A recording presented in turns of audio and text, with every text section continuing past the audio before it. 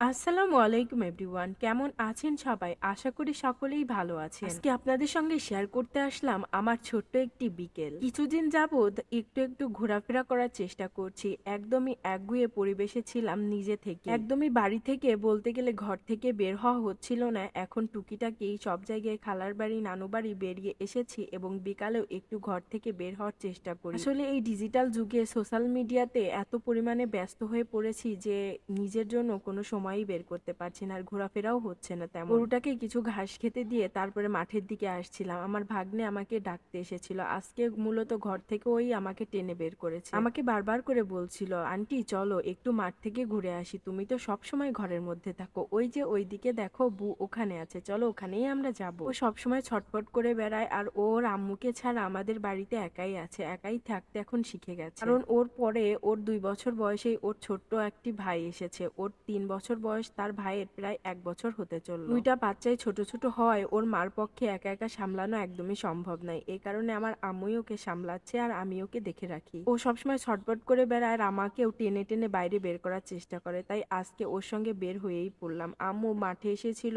ছাগলের জন্য কিছু ঘাস নিতে আর কিছু সবজি তুলতে। আসলে ব্যাপারটা আমারই ভুল। আমার এখানে যেহেতু অল্প একটু বিকালে বের হওয়ার জায়গা আছে, আমি না বের হয়ে একদম ঘরের মধ্যে নিজেকে বন্দি করে রেখেছিলাম। সবসময় এই সোশ্যাল মিডিয়ায় ব্যস্ত থাকার জন্য, ঘরের মধ্যে একরকম ভাবে থাকার জন্য আমি কিছুদিন যাবত অনেক অসুস্থও হয়ে পড়েছিলাম। পর থেকে আম্মু আব্বু বলল একটু ঘোরাফেরার চেষ্টা করো, সব জায়গায় একটু করে ঘুরে এসো, আর বিকাল হইলে ঘরের মধ্যে থাকার একদমই কোনো দরকার নেই। আমার মনে হয় যত ব্যস্তই সবাই থাকুক না কেন, নিজের জন্য একটু সময় বের করা উচিত। দেখুন না, চারিদিকে যেদিকেই তাকাচ্ছি সেদিকে শুধু সবুজ আর সবুজ। আসলে বিকাল বেলাটা বের হলে, এখন শীতের সময় হালকা হালকা মৃদু বাতাস থাকে, এটা বেশ ভালোই লাগে। আসলে গ্রামের পরিবেশটাই এমন। আমার আম্মু 8-10 বছর প্রায় গরু ছাগল কোনোটাই পোষেনি, এখন আবার কিনে দিয়েছি, তো সেটাই আম্মু এখন নিয়ে ব্যস্ত, কারণ আমরা তো এখন সবাই বড় হয়ে গিয়েছি। একটা গরু, একটা ছাগল আর এই যে আমার ছোট্ট ভাগ্নে, এই তিনজনকে নিয়েই ব্যস্ত থাকে। এখানে দাদু ক্ষেত থেকে বেগুন তুলে রেখেছিল, সেগুলো আমার ভাগ্নে আবার বলছে এগুলো আমি নিয়ে যেয়ে বাড়ি গিয়ে ভেজে খাবো। আসলে এই পোকা লাগা বেগুনগুলো তোলা হয়েছিল ছাগল আর গরুকে খাওয়ানোর জন্য, তো পরবর্তীতে এটা গরুকেই খাইয়ে দিয়েছিলাম আমি। এই যে দেখুন, এখানে ফুলকপি না বাঁধাকপি এটা ভালোভাবে বুঝতে পারলাম না, এটা